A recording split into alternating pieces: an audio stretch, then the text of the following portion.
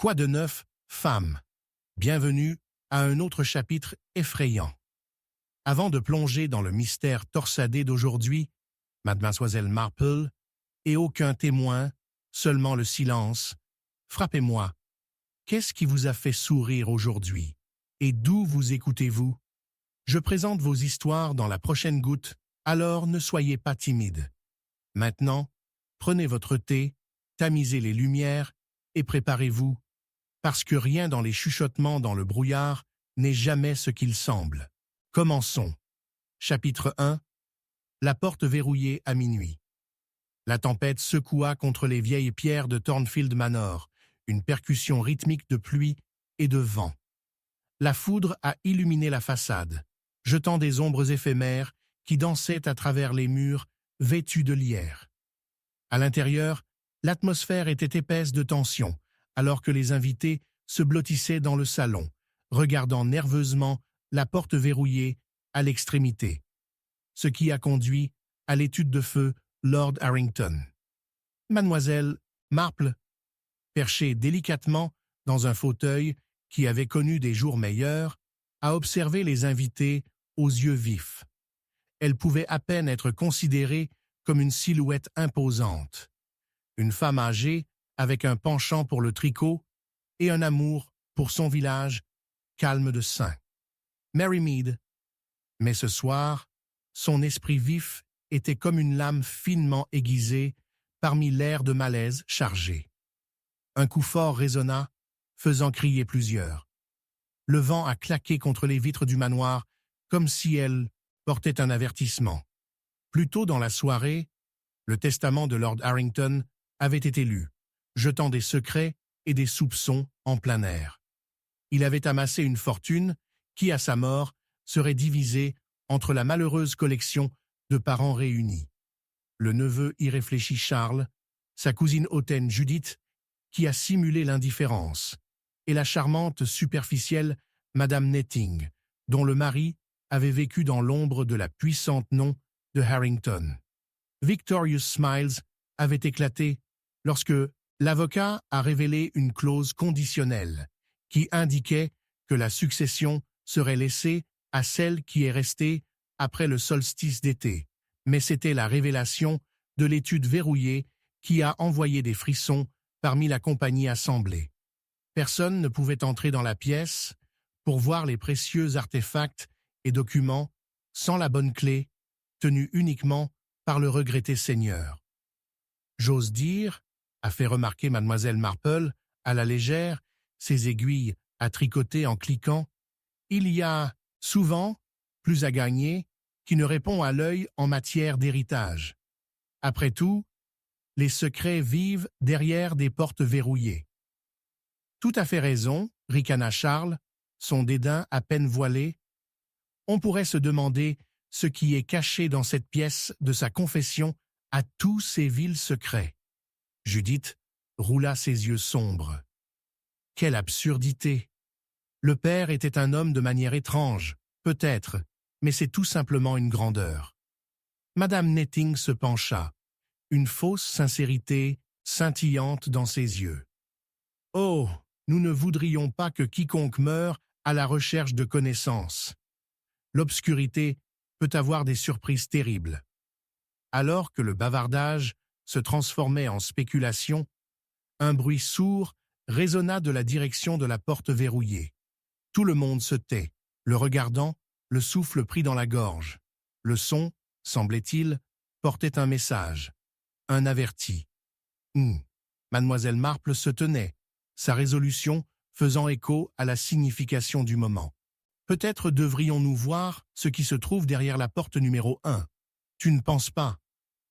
L'étude de Harrington n'est pas pour nos yeux, protestait Judith, sa voix serrée, la bravade craquant. Néanmoins, la curiosité mène souvent à l'illumination. Mademoiselle Marple s'est approchée de la porte, sa main délicate, la frottant légèrement, sentant le bois frais sous ses doigts. Elle jeta un coup d'œil aux invités assemblés, leurs expressions un mélange de peur et d'intrigue, avec des notes de motifs cachés qui se précipitent sur leurs visages comme des ombres. Avec détermination, elle a tourné la poignée, mais la porte ne bougeait pas. Il semble que cette porte soit en effet verrouillée. Cependant, toutes les verrous ne nécessitent pas une clé. Son commentaire aperçut un sentiment d'anticipation nerveuse dans toute la pièce. Immédiatement, le visage de Charles s'est allumé de moquerie. « Vous allez l'ouvrir avec une aiguille à tricot, êtes-vous, chère Miss Marple ?» Les yeux de mademoiselle Marple se cinaient. Il y avait un pouvoir subtil dans son comportement que personne ne comprenait tout à fait.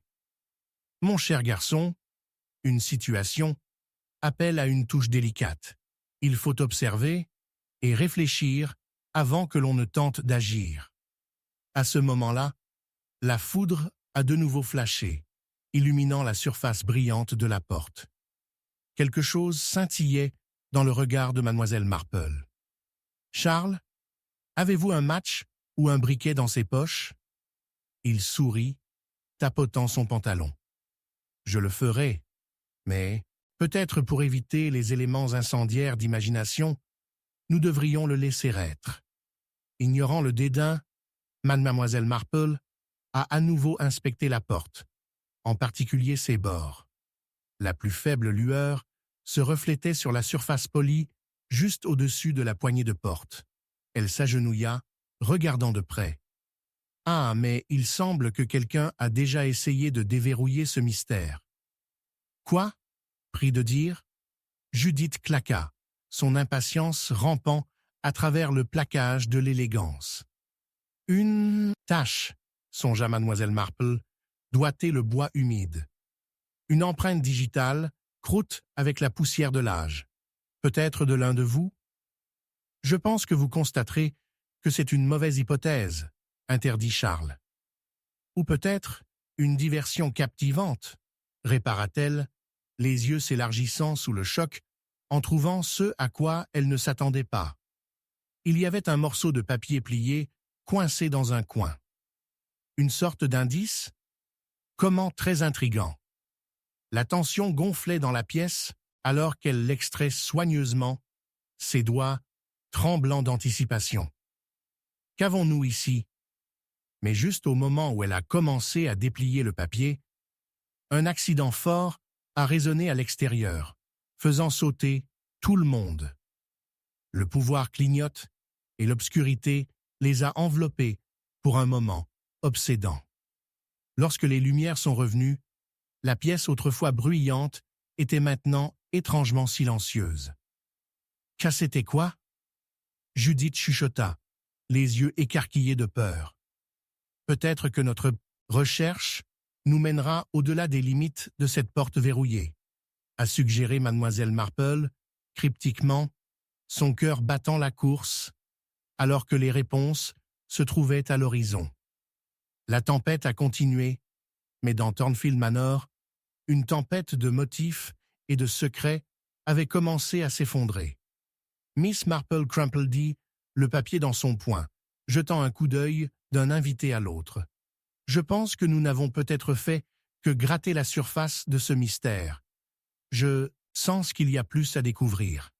Alors, qui parmi nous osera s'aventurer à mesure que la nuit s'approfondit ?»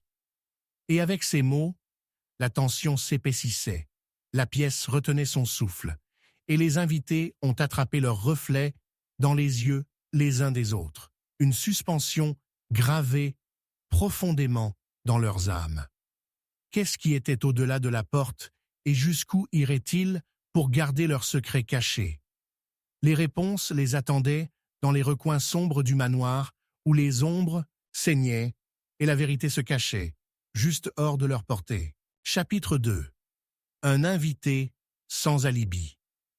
La pluie s'est enflammée contre les fenêtres de Gossamer Manor, une figure imminente au clair de lune, le son faisant écho comme un tambour étouffé, annonçant la tension effrayante qui a saisi la maison.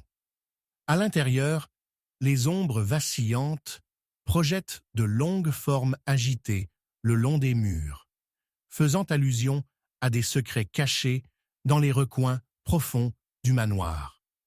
Mademoiselle Marple s'est assise dans son fauteuil près du feu, ses aiguilles à tricot cliquant doucement.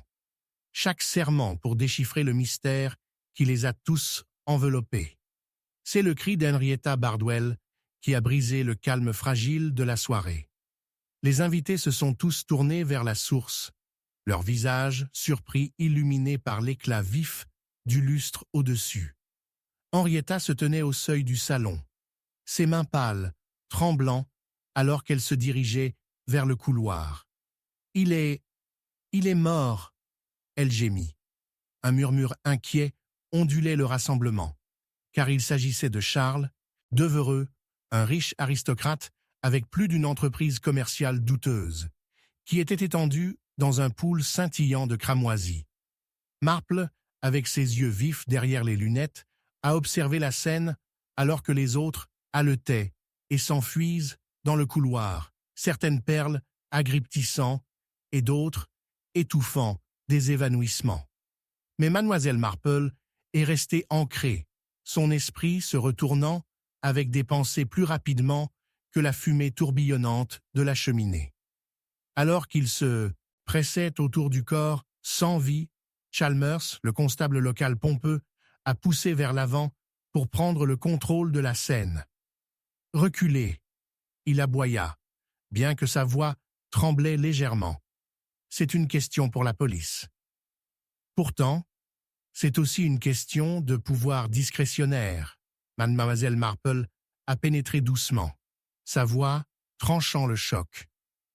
Vous voyez, cher constable, nous sommes tous des invités ici, et aucun de nous n'est dépourvu de motif. Elle se pencha là où se trouva un bout de manchette en argent terni près de la tête de Devereux. Un petit détail, chuchotant ses propres secrets. Comme les autres spéculaient sauvagement, Chalmers regarda chaque invité avec le mélange de suspicion et de respect généralement réservé à une reine. Qui a découvert le corps? Il a demandé, une tentative de commande futile au milieu du chaos. Je l'ai fait, a poursuivi Henrietta, sa voix tremblant toujours. J'étais en route vers le salon quand je l'ai vu. Mais je ne peux pas comprendre qui pourrait avoir... Boire? Interromput Lady Florence, battant son fan à la hâte. Il a trop participé ce soir. Peut-être qu'il est simplement... Mademoiselle Marple a levé un doigt. Non, ma chère dame Florence, Monsieur Devereux n'était pas en état d'ébriété lorsque je lui ai parlé juste avant le dîner. Il y avait quelque chose de plus en jeu ici que de simples excès. Le vieux détective tourna son regard vers Henrietta, dont les yeux étaient abattus. « Ma chère, tu étais plutôt proche de Monsieur Devereux. Peut-être pourriez-vous nous éclairer pour toutes les querelles qui ont brassé ce soir ?» Le visage d'Henrietta rougit alors qu'elle se déplaçait, évitant le regard de sondage de la vieille femme. « Nous avons eu un petit désaccord, » commença-t-elle avec hésitation. « Mais rien de significatif. Juste à propos de cette entreprise scandaleuse avec le domaine O'Reilly. Et pourtant, il pourrait être significatif si vos mots devaient être mal interprétés, a poursuivi mademoiselle Marple, son ton insistant, alors qu'elle se penchait légèrement en avant, tricoté oublié. Vous vous êtes laissé assez ouvert à la conjecture. D'autres ont sonné, leurs paroles tissant une cacophonie d'alibis et d'accusations, des langues remuant à la suite de la peur soudaine. J'étais dans la bibliothèque, a insisté Jonathan Holloway, le conseiller financier de Devereux. Vous pouvez demander à n'importe qui, j'étais seul. Mais vous avez affirmé que vous aviez mal à la tête ce soir, répondit Florence froidement. Pourtant, vous dominez la conversation. Pourquoi vous êtes pathétique?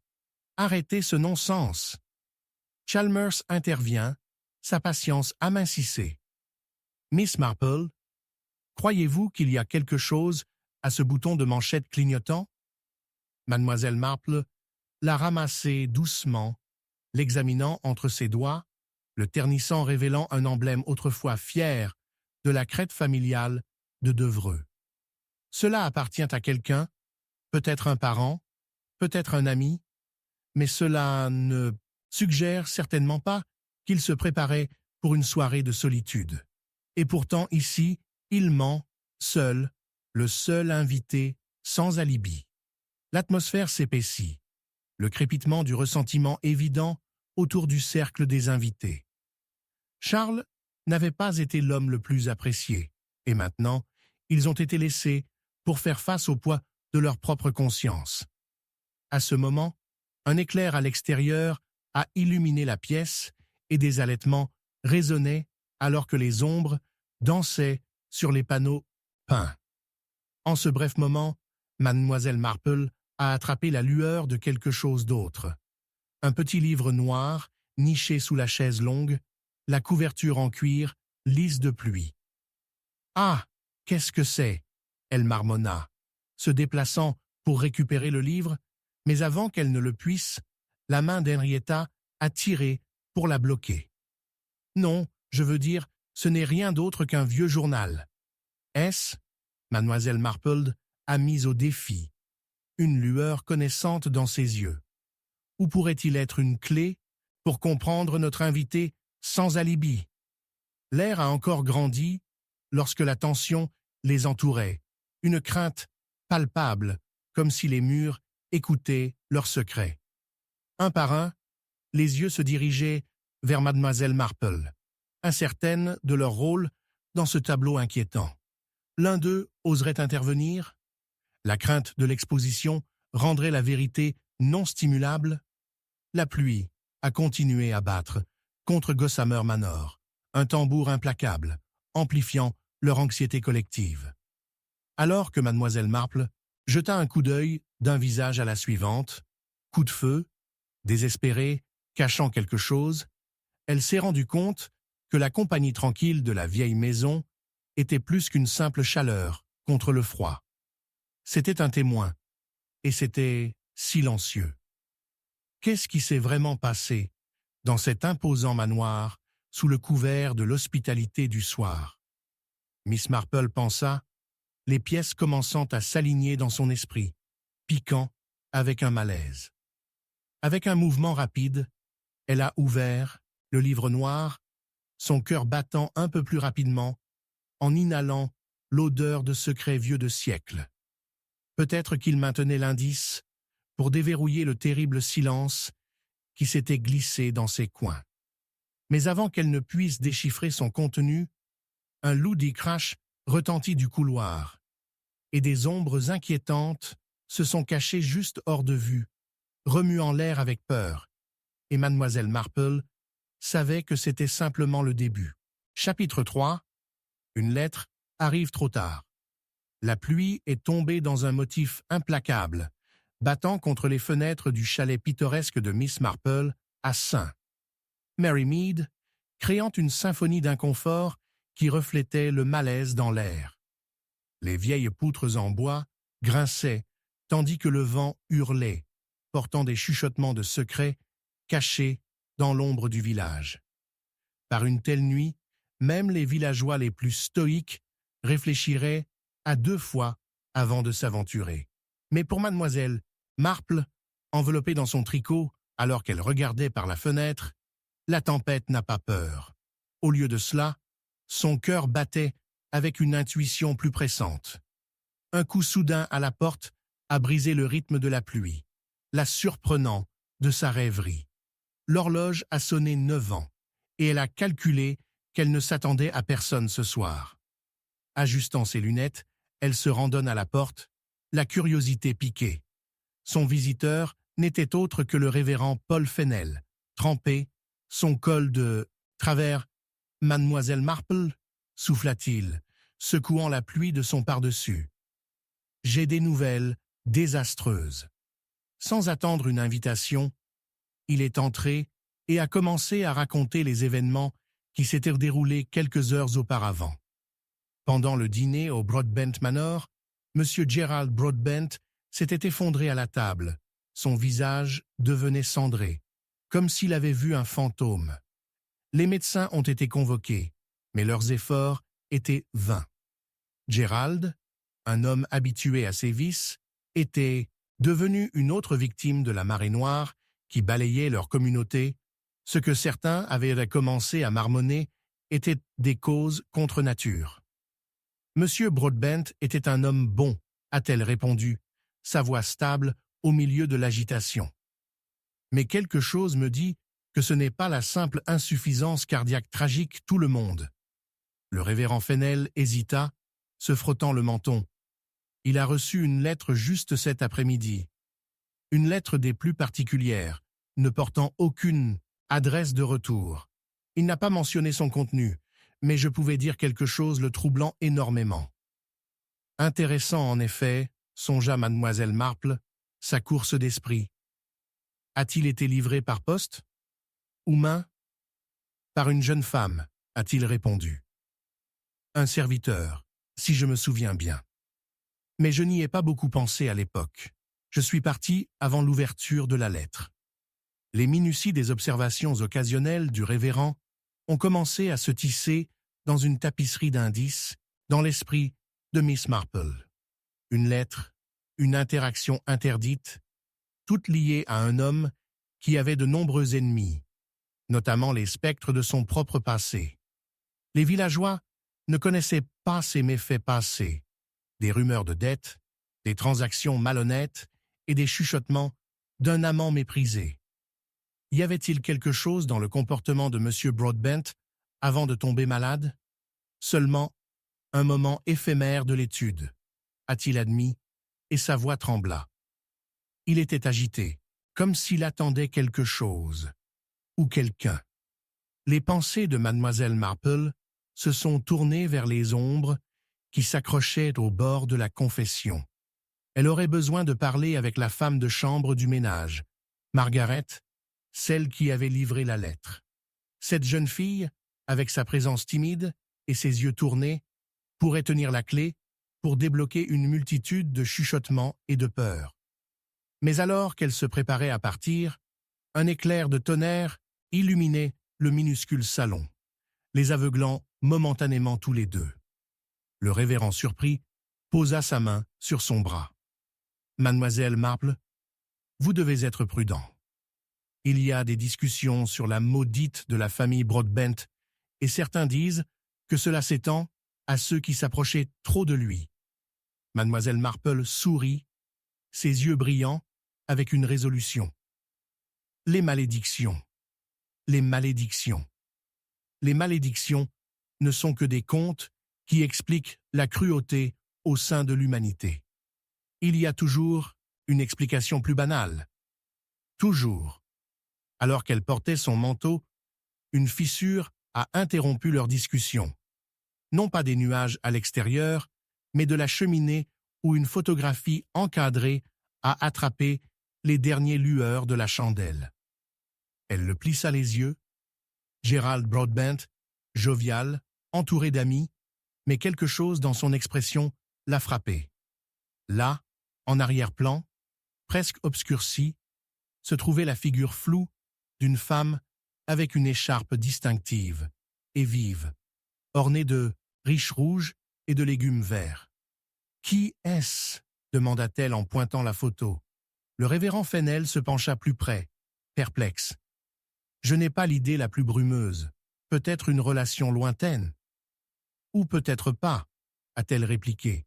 « Cette jeune femme peut tenir des secrets, des connexions que nous n'avons pas encore démêlées. » Une fois à l'extérieur, mademoiselle Marple enroula son foulard plus serré contre le vent froid alors qu'elle traversait la place du village, les pavés scintillant lissins sous ses pieds. Chaque pas portait le poids de chaque mystère non résolu. La pluie lui a crié, mais la détermination a toujours frissonné les os. En atteignant le manoir Broadbent, elle est entrée à l'arrière, où la lumière et le brouhaha des membres de la famille se sont réunis en deuil, infiltrés par la porte. Elle pouvait entendre des extraits de conversation, un air de drame, des accusations lancées comme des confettis. Affectuant un aperçu de Margaret dans le coin, mademoiselle Marple l'a approchée avec le plus doux des sourires. « Margaret, chérie, Puis-je avoir un mot? Les yeux de la fille s'écarquillèrent, l'appréhension jetant une ombre sur ses traits. Je ne sais pas si c'est sage, mademoiselle. Ce n'est pas le moment. Au contraire, c'est exactement le moment. Vous ressemblez à une personne qui a besoin d'un ami. Viens maintenant, sortons-nous. La tempête faisant toujours rage au-dessus d'eux, mademoiselle Marple a éloigné la femme de chambre impatiente, des yeux indiscrets. Vous avez remis une lettre à M. Broadbent aujourd'hui. Vous ne m'en parlez pas, a-t-elle cajolé. La voix de Margaret n'était qu'un murmure, tremblant et incertain. Il était bouleversé avant de l'obtenir. Quand il l'a vue, c'était comme s'il s'était pâle. Ensuite, il n'a pas reconnu l'écriture. C'est juste ça, madame. Il avait son nom, mais pas d'adresse. Les yeux de mademoiselle Marple s'éclairaient alors que les dernières pièces commençaient à s'aligner dans son esprit. Des clôtures de communication secrètes, des visages effrayés et peut-être une vérité cachée dans la lettre en attendant l'éclairage.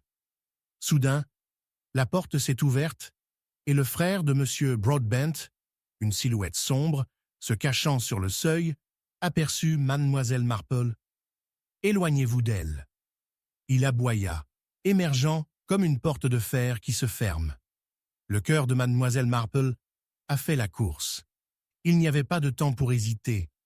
La chasse était loin d'être terminée et le rideau du destin menaçait de se fermer étroitement. « Trouvez la lettre », ordonna-t-elle Margaret, alors que les ombres se penchaient de plus en plus. « C'est beaucoup plus important que vous ne le pensez. La vérité approche à grands pas, et nous sommes à court de temps. » Alors qu'elle se tournait pour partir, elle a aperçu la même femme de la photo. Une simple silhouette sous la pluie, serrant une écharpe brillante, disparaissant sur le chemin, comme si la tempête elle-même l'avalait tout. Le souffle de mademoiselle Marple s'est accéléré. La poursuite était allumée, et avec un pas, le mystère s'est épaissi, la propulsant vers le danger et la vérité qui attendaient juste derrière le voile. Chapitre 4. La volonté qui n'a jamais été signée.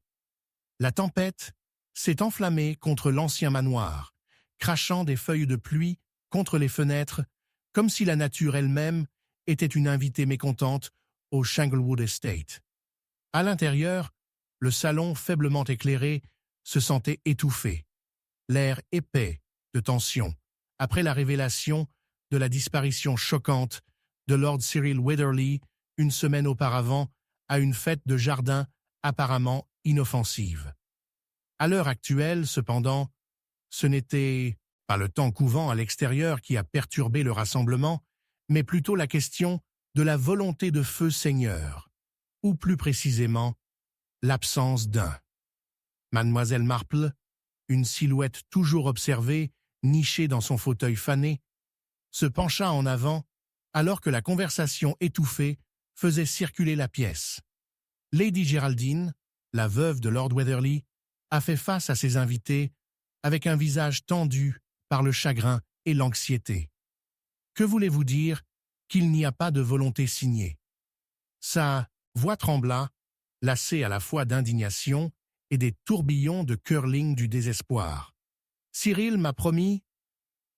Une promesse n'est pas légale, ma chère, a interrompu M. Edward Bracebridge, un proche associé du défunt, sa voix en velours mais nette.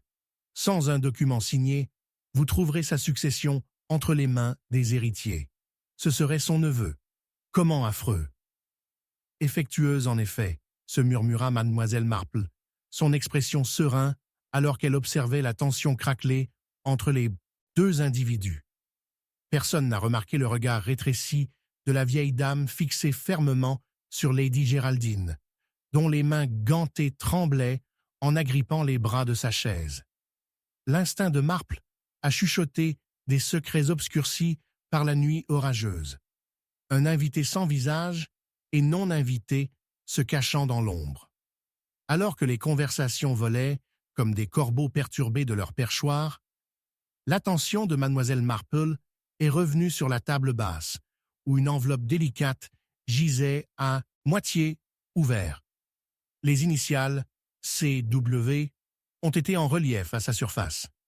Lorsqu'un serviteur l'a ajusté pour servir le thé, l'enveloppe a glissé, révélant un morceau de parchemin niché à l'intérieur. Il portait un gribouillage indubitable qui a intrigué et perturbé Miss Marple. La main de Cyril Weatherly, chuchota-t-elle, la course d'esprit. Cela pourrait-il être un projet de testament? Edward Bracebridge, aussi astucieux qu'il était égoïste, a déclaré « C'est simplement son écriture. Cela ne prouve rien. » Pas tout à fait, a répondu mademoiselle Marple, extrait soigneusement le parchemin comme s'il s'agissait de la relique la plus fragile. Il semble y avoir une date griffonnée en bas, une date avant le décès de Cyril. Puis-je suggérer que cela a un sens significatif? C'est juste un projet, une pensée préliminaire. Bracebridge a affronté, mais la véhémence dans son ton maintenait un tremblement nerveux. L'expression de Lady Geraldine a fluctué entre la colère et le désespoir. Il ne m'aurait pas laissé rien. Je refuse d'y croire. Ces affirmations ont sonné creux, les fissures de sa façade évidentes, alors qu'elle regardait dans la pièce, fouillant les visages de ceux réunis pour sympathie.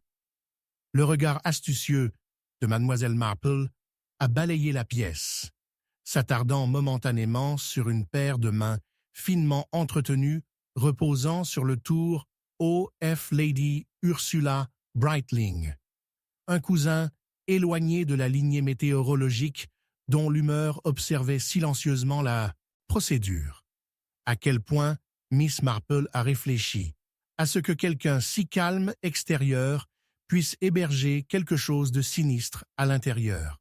« Vous semblez à l'aise, Lady Ursula », a déclaré mademoiselle Marple avec un sourire sardonique. « On pourrait presque penser que vous savez quelque chose de plus que le reste d'entre nous. »« Simplement un témoin du conflit », a-t-elle répondu étroitement, mais quelque chose s'est déplacé derrière ses yeux polis. Alors que la conversation s'intensifiait, la tempête, à l'extérieur, s'est reculée, brièvement, seulement un instant, avant de s'en prendre à une vigueur renouvelée. Le manoir gémit sous le poids de la tempête. C'est alors qu'une distraction a brisé la tension. Une silhouette humide est apparue dans l'embrasure de la porte, trempée de la tête aux pieds. C'était Grégory, le majordome du domaine, serrant une lampe à huile dans une main, l'autre collée à une pile de papier. « Le poste est arrivé, madame », a-t-il adressé Lady Géraldine, sa voix tendue. « Peut-être pertinent pour… » « Laisse attendre !» Lady Géraldine l'a coupé, son bâtiment de panique aux côtés de la tempête à l'extérieur. « Nous devons d'abord régler les affaires de Cyril, et non les embrouiller davantage. »« En fait, » interda en douceur mademoiselle Marple, son cœur battant avec des possibilités. « Et si ces lettres devaient donner de la clarté ?» Elle a indiqué le fardeau de Grégory avec un signe de tête, et après un moment d'hésitation, il s'est avancé, les plaçant entre les mains de Lady Géraldine. Lady Géraldine a déchiré la lettre supérieure. Ses yeux se précipitent sur les lignes. C'est de l'avocat de Cyril. La couleur s'écoulait de son visage. Il s'agit de la volonté, celle qu'il n'a jamais signée. La pièce se tait. Que veux-tu dire? Édouard se précipita entre les dents serrées, s'évasant avec de l'intrigue. Il a disparu avant d'avoir une chance, a déclaré Géraldine, la voix tremblant. Il semble qu'il ait eu l'intention de faire des modifications, des notes sur la famille qu'il souhaitait inclure. Ou exclure, interdit mademoiselle Marple, son esprit tourbillonnant. Puis-je suggérer que c'est plus qu'une pure chance? Nous devrions examiner les détails. Soudain, une agitation s'ensuivit. Alors que Lady Ursula se lança sur ses pieds, son expression se tordit d'horreur. « Il ne… » haleta-t-elle, arrachant les papiers de Géraldine. « Cyril ne vous aurait jamais inclus. » Son doigt se glissa tendu à Lady Géraldine. Il avait bien l'intention de vous déshériter. C'est une vile accusation. Géraldine cracha, ses joues rincées cramoisies, alors que la pièce éclate dans le chaos. Mais au-dessus de la clameur, l'esprit de mademoiselle Marple accourut, rassemblant un puzzle troublant. La tension concernant la volonté non signée, la tension sous la surface, tant de secrets se déchaînent, tirant du fil après le fil dans la tapisserie sombre, tissée par tromperie et trahison. Au milieu de tout cela, elle a ressenti un scintillement de reconnaissance envers les initiales griffonnées de cette enveloppe. Tout comme la tempête a fait rage à l'extérieur, mademoiselle Marple savait que la tempête, dans le manoir, était sur le point d'atteindre un crescendo tonitruant. Une voix des ombres de la pièce murmura « Après tout, Lady Géraldine, autrefois un sujet de contention, toujours un suspect potentiel. » La finalité de cette déclaration était suspendue dans les airs, et mademoiselle Marple a senti son pouls s'accélérer, la reconnaissance se rendant avec le poids terrible d'une autre pièce du puzzle. Elle ne pouvait plus se permettre d'attendre. Tout était connecté, et soudain, une chaleur inhabituelle s'est infiltrée dans ses os. La tempête à l'extérieur correspondait à son cœur, chaotique mais vivant, alors qu'elle se préparait à dénicher la vérité. Alors que la tension continuait de monter, a-t-elle déclaré résolument « Je crois que nous devons analyser ces papiers rapidement avant qu'ils ne grandissent trop tard. Je crains que nous dansons dangereusement près du cœur de ce mystère. » Avec chaque œil entraîné sur elle, mademoiselle Marple avait l'impression que le tissu même du manoir détenait des secrets qui aspiraient à s'échapper, une volonté cachée, un motif submergé qui pourrait secouer les fondements de leur vie. Ils ne savaient pas. Elle prendrait bientôt les premiers pas décisifs dans les ombres perfides de la vérité, alors qu'une lueur d'un indice nouvel et obsédant a commencé à scintiller dans les profondeurs de son esprit, un qui pourrait tout démêler. Et puis, juste au moment où l'horloge a commencé à frapper l'heure, les lumières scintillaient, plongeant la pièce dans l'obscurité, suivie de la fissure écœurante de tonnerre qui a envoyé tout le monde, la course de Hearts, dans une frénésie d'incertitude. Quelle vérité se trouvait derrière la volonté qui n'a jamais été signée et qui, parmi eux, avait un intérêt dans la catastrophe qui se déroule. Les ombres se sont éteintes, et pour Miss Marple, le vrai jeu ne faisait que commencer. Chapitre 5 The Vanishing Suspect. Le motif incessant des gouttes de pluie contre les petites vitesses de plomb du salon de Miss Marple a envoyé une cadence troublante pendant la soirée faiblement éclairée. À l'extérieur, la grisoire du crépuscule s'est rendue à la nuit, enroulant le village de St. Mary Mead dans un linceul troublant. Le vieux manoir était résolu, ses pierres usées dans le temps trempé mais solennel, reflétant la tension dans les airs après la révélation choquante que Lord Ashcombe avait été retrouvé mort dans son étude 2 nuits auparavant. Alors que mademoiselle Marple remuait son thé, le son de frappe effrénée falsifiait à travers le mur orné de papier peint floral. « C'est Mary !» est venu le cri étouffé de l'autre côté. La porte s'est ouverte pour révéler Mary avec des yeux écarquillés et brillants comme une étoile mal à l'aise. « Mademoiselle Marple, je viens du village. » halta-t-elle entre les respirations, sa détermination masquant la peur qui tira sur les coins de sa bouche. Le capitaine Harrington est porté disparu. Personne ne semble l'avoir vu depuis hier après-midi. Il croit qu'il peut s'enfuir. « Où a été fait ?» interrompit mademoiselle Marple, posant sa tasse. Après tout, n'était-il pas la dernière personne avec Lord Ashcombe? « Oui, » répondit Mary, traversant le seuil et fermant la porte derrière elle. Tout le monde était trop occupé à discuter de la mort pour remarquer qu'il s'est éloigné. il y a de la rumeur que sa participation est plus qu'une simple coïncidence.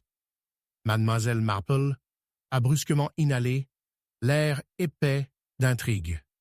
Le capitaine Harrington, un homme d'acier avec un sourire charmant, n'avait recueilli que le respect des villageois depuis qu'il y a déménagé il y a 1 an. Mais les chuchotements tourbillonnaient de son passé.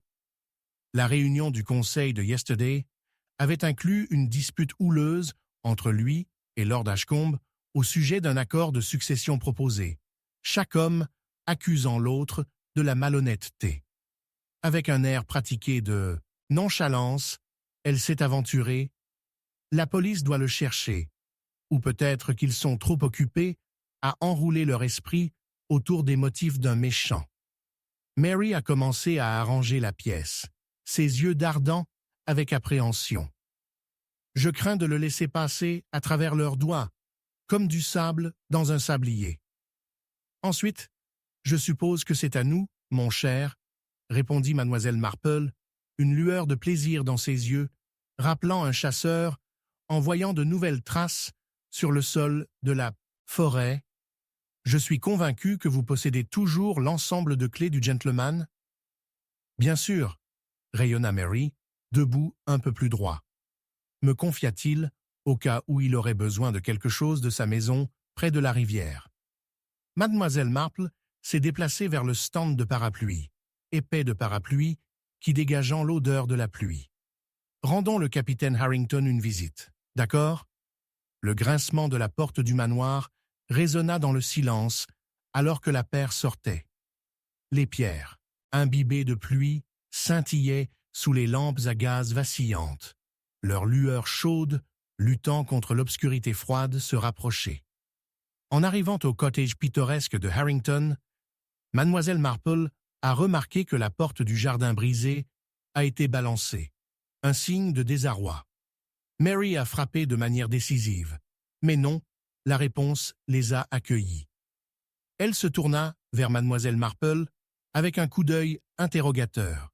« Essayons la porte », a encouragé mademoiselle Marple, produisant sa propre clé à partir de l'emprise de Mary. Avec un virage doux, la porte a abandonné sa prise, se balançant à jarre. Il a révélé un salon enveloppé dans l'ombre et la poussière, le poids de la négligence apparente. « Capitaine Harrington ?» Mary a appelé. Répondit le silence. Mademoiselle Marple est intervenue à l'intérieur, son œil vif, scannant les environs. Un petit bureau gisait d'un côté, pâli de travers les côtés de feuilles de papier dispersées. Le manteau était orné de photos, chacun présentant un visage courageux, amusé par de nouvelles connaissances. Pourtant, une image avec Lord Ashcombe se tenait étrangement hors de propos, ses bords s'effilant comme si elles étaient les doigts trop souvent. « Mademoiselle Marple !» s'exclama Mary, pointant vers un dossier en cuir éraflé en train de faire un tournant sous un canapé. « Est-ce que… » En effet, c'est le cas. Mademoiselle Marple acquiesça, la récupérant. Le dossier a été scellé pour révéler une série de lettres, des correspondances effrayantes entre Harrington et Lord Ashcombe discutant des relations non divulguées, enveloppées de menaces et d'assurances voilées. Alors que Miss Marple a parcouru chaque note, un tapotement régulier résonnait de l'extérieur, devenant plus fort jusqu'à ce qu'elle se transforme en une clameur tonitruante. Une silhouette est apparue à l'extérieur de la fenêtre. Un homme décharné, trempé et usé, frappant frénétiquement contre le verre, son visage tordu de panique. « Laissez-le entrer !» Mary cria, trébuchant en arrière. Mademoiselle Marple s'est déplacée rapidement, tirant la porte à l'ouvrir juste au moment où l'homme tomba dans la pièce, essoufflé et trempé vers l'os. « Capitaine Harrington !» Mademoiselle Marple a haleté, reconnaissant les caractéristiques indubitables de l'homme. « Il n'y a pas de temps. Je suis un mort. » Il a rasé, avalant de l'air. Il tomba dans les bras de Mary, les yeux écarquillés de terreur. Ils savent ce que j'ai fait. Ils viennent pour moi. La flamme de la bougie scintillait de façon inquiétante, peignant des ombres à travers les murs. La tension épaississait l'air alors que l'horloge cochait, chaque instant suspendu comme un indice du mystère à portée de main. Mademoiselle Marple a senti l'élan. « Qui, Harrington? Qui vient ?» demanda-t-elle brusquement, son esprit tournant avec les implications de la sombre disparition de Lord Ashcombe et des implications qu'il a tenues pour le capitaine. Le corps de Harrington frissonnait, comme s'il avait été plongé dans la glace. Les lettres, ils l'ont découvert. Je n'ai jamais voulu... Avant qu'il ne puisse terminer, un fort crash interrompit. Quelqu'un qui se déplaçait par la porte, sans crainte, les yeux criaient des yeux, sachant déjà ce qui se trouvait à l'intérieur du chalet. « Capitaine Harrington, nous vous avons trouvé. » La silhouette a crié, se portant contre la nuit, le suspense suspendu dans les airs, comme un couteau prêt pour une goutte mortelle. Et tout comme la porte s'ouvrit, Mademoiselle Marple, son esprit course avec des formulations de vérité et d'intrigue. S'est préparé pour la tempête qui s'ensuivrait, la lumière qui se détache, les plongeant dans l'obscurité, ne laissant que les échos du hasé effrayant de Harrington. Chapitre 6. Secret dans le grenier. La pluie s'est enflammée contre le vieux manoir, comme un fantôme insistant, tambourinant un refrain effrayant contre les vitres. Chaque rafale de vent a amassé le bois vieilli en criant de façon inquiétante, faisant écho aux secrets qui se sont enfermés dans ses murs. Mademoiselle Marple venait juste de s'installer dans la faible lumière du salon, enveloppée dans son châle tricoté, avec une tasse de thé à portée de main, quand un accident soudain du grenier lui a fait battre le cœur. « Oh mon Dieu! Qu'est-ce que c'était ?» murmura-t-elle, sa curiosité piquée par le chaos au-dessus. À une époque où peu de sons de clameur ou de trouble étaient monnaie courante dans le village tranquille de St. Mary Mead, cette perturbation a fait allusion à des problèmes dissimulés. En mettant son thé de côté, Mademoiselle Marple se leva, ses yeux bleus et aigus se précipitant vers l'escalier avec son ascension sombre et en spirale. Alors qu'elle atteignit le premier atterrissage, la poignée de gouttes de pluie, associée aux échos du tonnerre, peignait une scène d'un drame presque gothique. Elle hésita, jetant un coup d'œil à son fidèle compagnon. Elle avait amené un monsieur Stringer réticent, le vicaire local plutôt agité, qui l'avait traîné à travers le dernier réseau de mystères. « J'espère que ce n'est pas un autre meurtre », a-t-il dit nerveusement, serrant sans enthousiasme son col comme pour se fermer contre les ombres de rassemblement. Elle lui a montré un sourire amusé qui démentait une résolution inébranlable. Le meurtre est rarement annoncé avec de tels théâtres. Il est plus susceptible de révéler une intimité plus profonde avec les sanctuaires de la vie, a-t-elle répondu cryptiquement, son cœur se réconfortant avec le frisson de l'inconnu. Au sommet des escaliers, une lourde porte se profile devant elle, menant au grenier, un endroit principalement laissé intact, sauf pour le voyage étrange, pour récupérer de vieux draps ou des curiosités oubliées. Elle plaça sa main contre la surface fraîche et en bois et l'ouvrit.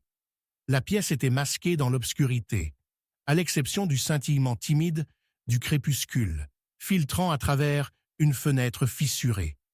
Les mottes de poussière ont dansé dans la faible lumière, des chuchotements presque tangibles du passé, et c'est alors qu'elle a aperçu quelque chose qui a envoyé un frisson dans sa colonne vertébrale.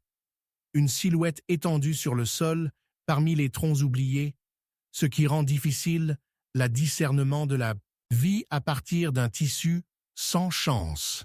« Seigneur !» s'exclama M. Stringer, sa voix s'élevant dans le terrain. Alors qu'il se rapprochait, Mademoiselle Marple a noté les contours indubitables d'une écharpe familière, un bleu céruléen profond qui a instantanément identifié la silhouette étendue. C'était Georgina Lister, la jeune femme avec une ambition jubilatoire qui ne faisait pas grand-chose pour cacher ses insécurités. « Elle est vivante !» Mademoiselle Marple a dit doucement, son anxiété se relâchant à la vue des yeux de Georgina s'ouvrant. « Dieu merci. Maintenant, prenez soin de vous, Monsieur Stringer. » « Devrions-nous appeler à l'aide ?» Il haleta, atteignant le banister, à moitié enclin à fuir, plutôt qu'à l'aide. « Puis-je suggérer plus de prudence et moins de panique ?» Ses paroles étaient lacées d'une douce autorité, et elle s'est agenouillée à côté de Georgina, dont le visage, pâle et père, portait les ecchymoses de la lutte. Ce qui s'est passé, Georgina a grimpé, luttant pour s'asseoir. Je cherchais le grenier. Pourquoi?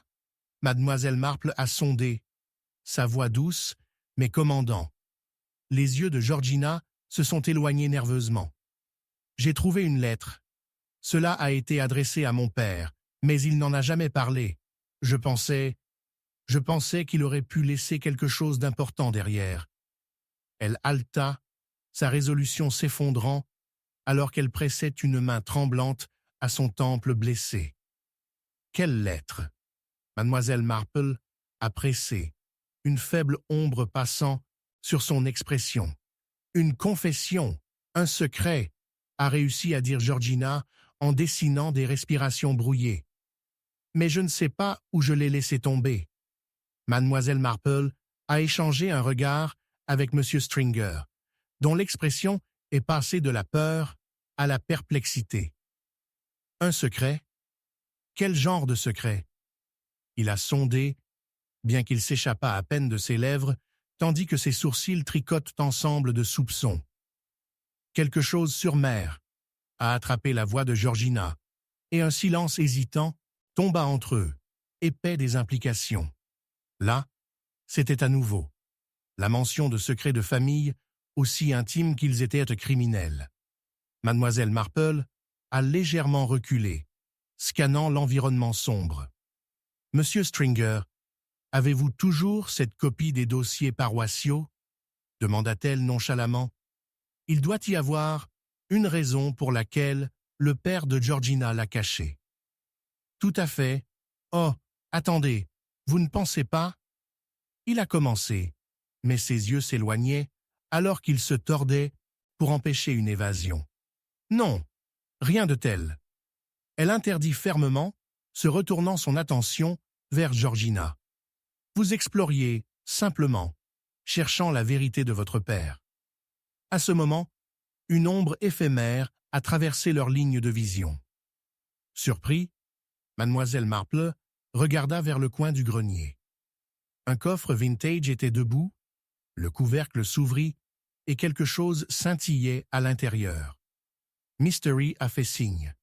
Elle a sauvé une charge robuste de courage et poussé de plus en plus près du coffre, soulevant le couvercle comme une rafale de vent, secoua les volets de fenêtres. À l'intérieur résidait un assortiment de lettres et de documents dispersés, un incroyablement significatif. La lettre même que Georgina avait mentionnée. « Le voici », a annoncé Mademoiselle Marple, sa voix stable et ravie par le frisson de la découverte. Il détaille une correspondance avec un parent éloigné et une sorte de trahison. Trahison! Georgina raisonna, les yeux écarquillés de peur. Mais avant que Mademoiselle Marple ne puisse élaborer, la porte du grenier s'ouvrira plus largement, révélant la figure de M. Glockner, le gardien renfrogné du manoir, debout là comme une sentinelle gardant le seuil. « Que faites-vous ici ?» Il aboya, sa voix graveleuse et menaçante, envoyant des tremblements de malaise ondulant dans la salle du grenier.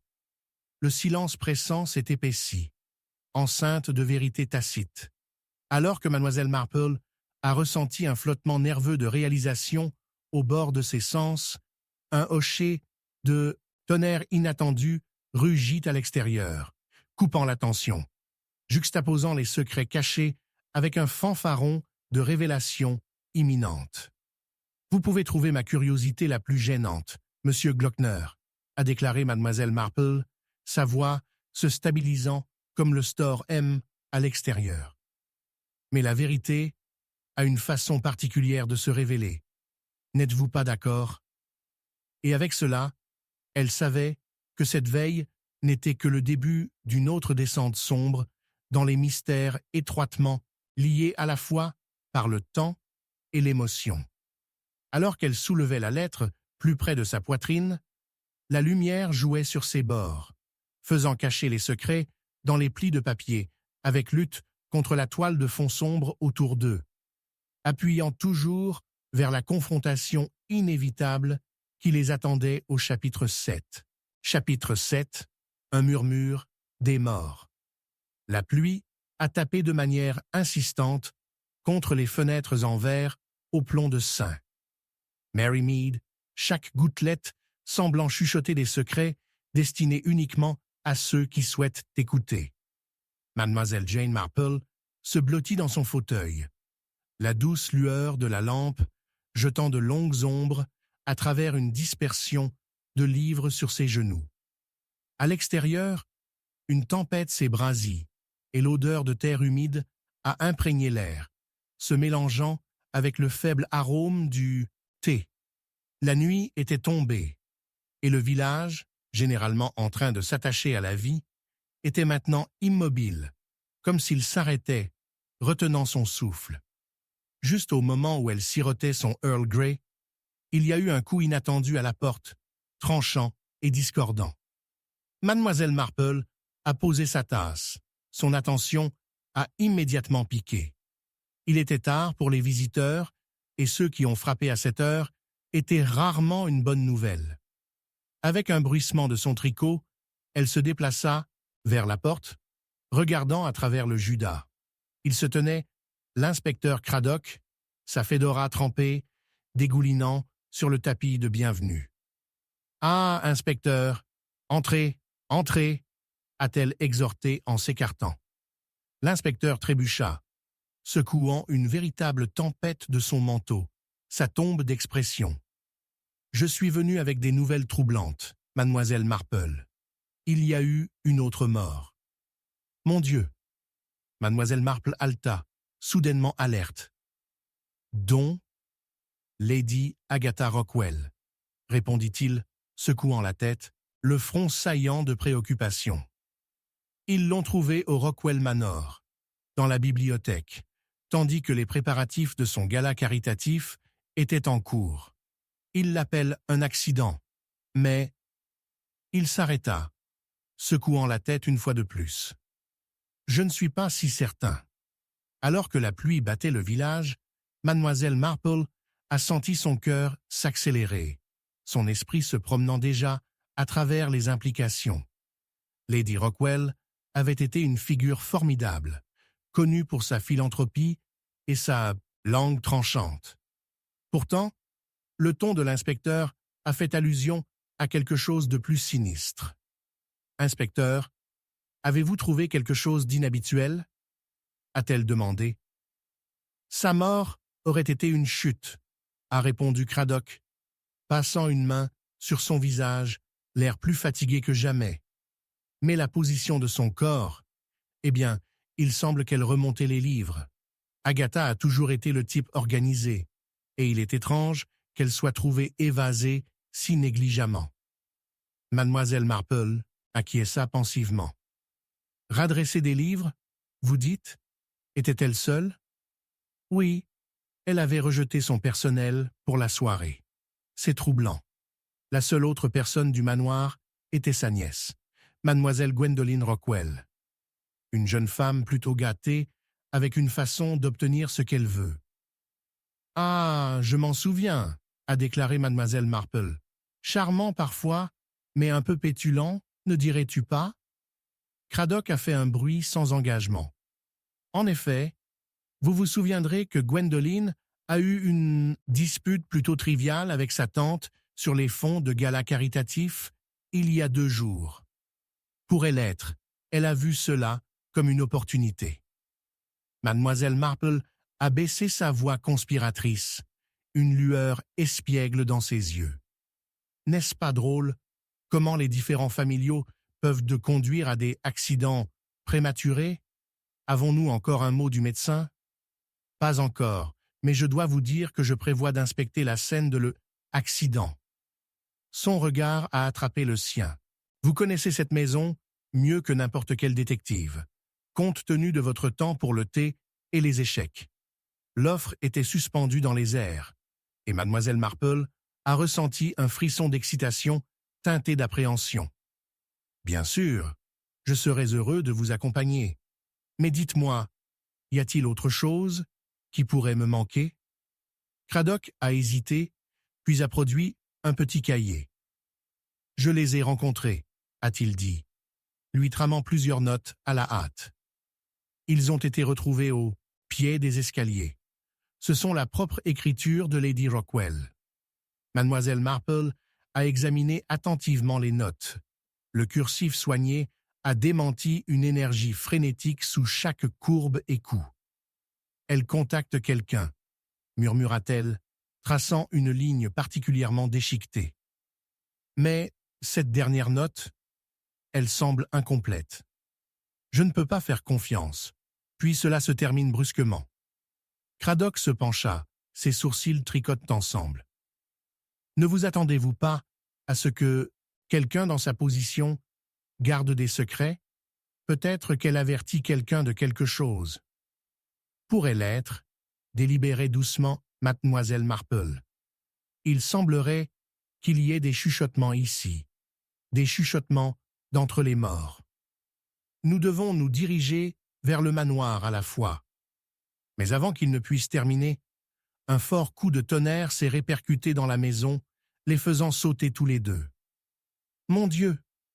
Il semble que la tempête s'est intensifiée, a remarqué mademoiselle Marple, en jetant un coup d'œil par la fenêtre à la descente torrentielle. Peut-être que nous devrions attendre le matin. C'est perfide là-bas. Un sourire narquois a traversé le visage de Craddock.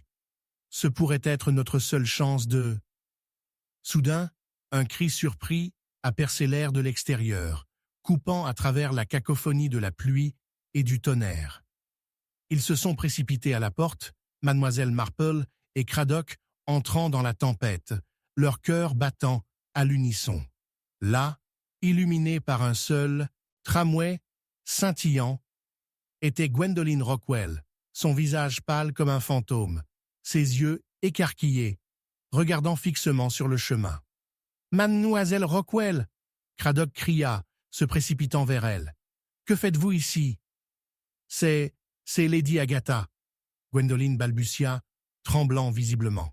« Je l'ai vue. Elle essayait de me dire quelque chose. »« Vous dites quoi ?» Mademoiselle Marple a pressé. Son intuition griffe sur les bords de son esprit, comme la pluie se grattant aux vitres du manoir. « Je ne sais pas. » Gwendoline a pleuré, tirant sur ses cheveux dans une frénésie. « Mais tu dois m'aider. Je pense qu'elle veut que je trouve quelque chose qu'elle a laissé derrière. » Alors que le tonnerre grondait de façon inquiétante au-dessus de la tête, mademoiselle Marple a ressenti un sentiment de pressentiment effrayant. « Qu'est-ce que le nom du paradis a laissé ta tante ?» demanda-t-elle, sa voix stable, malgré son cœur de course. « Je ne sais pas, mais... » Gwendoline, déglutie dure, s'est cachée. « Je peux le sentir. Nous devons retourner au manoir. » La tempête a fait rage, et alors que mademoiselle Marple échangeait un coup d'œil avec Craddock, le poids de la soirée pressait fortement sur elle, comme la pluie elle-même. « Alors, ne gaspillons pas un instant, » a-t-elle exhorté. « Nous devons approfondir ces chuchotements avant qu'ils ne s'estompent pour toujours. » À l'insu de eux, au plus profond de l'ombre de Rockwell Manor, une vérité à long terme attendait son moment, en attendant d'être découvert, comme un murmure de la mort qui s'attarde dans les coins de la nuit. À chaque pas vers le manoir imminent, Le cœur de mademoiselle Marple a parcouru d'anticipation, conscient que les fondements de leur enquête tremblaient sous le poids de secrets depuis longtemps enterrés. Alors qu'ils approchaient de la grande porte vieille, les rafales de vent hurlant comme des âmes angoissées, elle a réalisé qu'ils étaient sur le point de pénétrer dans un monde rempli de dangers et de révélations, les conduisant sur des chemins qu'ils n'avaient jamais osé emprunter. Les jours à venir ont promis de révéler les profondeurs du désespoir humain et de la ruse, chaque torsion, et tourne plus profondément dans le réseau complexe de la disparition de la vérité sombre entourant la dame Agatha. Chapitre 8. Le jardin de la tromperie. La pluie est tombée dans des draps implacables, jetant un voile argenté sur le village pittoresque de St. Mary Mead. Le tonnerre gronda de façon inquiétante, remuant les ombres profondément dans les maisons grinçantes et bien-aimées. Mademoiselle Marple a regardé par sa modeste fenêtre de salon, les rideaux dessinés juste assez pour révéler une partie de son jardin de fleurs, maintenant transformé en un bourbier lugubre et boueux. Elle s'était longtemps considérée comme fan de la pluie, sa batterie rythmique servant souvent de muse pour des pensées contemplatives. Aujourd'hui, cependant, il a semblé partager la morosité du village, faisant écho au chuchotement de la peur qui avait imprégné l'air depuis la découverte choquante au Hawthorne Estate il y a quelques jours à peine. Un incident malheureux s'est déroulé. Le Lord Hawthorne bien-aimé, mais énigmatique, était mort dans des circonstances mystérieuses.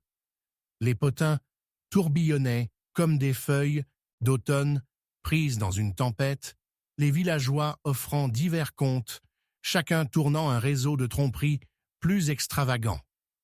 L'atmosphère était épaisse de soupçons, d'autant plus que le manoir avait ouvert ses portes non seulement aux invités, mais à ceux qui ont des motifs plus sombres. Alors que le chronomètre frappait 10 ans et que la pièce n'était éclairée que par une seule bougie vacillante, il y avait un rap pointu à sa porte. Mademoiselle Marple, bien qu'hésitante, lui a répondu, révélant le visage pâle de Madame Briggs, la femme de ménage de Hawthorne, à tremper de la tarde. Les yeux de la femme plus âgée étaient larges, scintillant sous les gouttelettes qui tombent. « Oh, Miss Marple, s'il vous plaît, j'ai besoin de votre aide. » Madame Briggs haleta, son souffle entrant dans des halètements en lambeaux. Il y a eu un événement terrible, dans le jardin. « Sors dans le jardin ?» Mademoiselle Marple raisonna tranquillement, sentant déjà que la soirée était sur le point de prendre une tournure dramatique. Qu'est-ce qui aurait pu se produire? Madame Briggs lui est en train de serrer les mains et les plis de son tablier s'affaissèrent du poids de l'inquiétude. Monsieur Jasper, le jardinier, a trouvé quelque chose pendant qu'il tenait les roses. Quelque chose qu'il n'aurait pas dû déterrer du tout. L'urgence, la propulsant, Mademoiselle Marple a pris son imperméable et son chapeau, se préparant au milieu de la tempête qui semblait déterminée à dissimuler la vérité, et peut-être menaçant ceux qui ont cherché à le découvrir.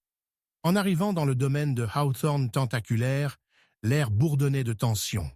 Même sous la pluie de batterie, on pouvait sentir l'atmosphère oppressive qui s'accrochait aux vignes rampantes et aux haies tordues. Madame Briggs la conduisit à l'enchevêtrement des hortensias, qui semblaient sinistres sous la lueur pâle du clair de lune qui a parfois brisé les nuages. Là, Madame Briggs a pointé vers une parcelle de sol perturbée, la terre est toujours lisse de la pluie, révélant un objet assombri, à moitié enterré dans ses limites.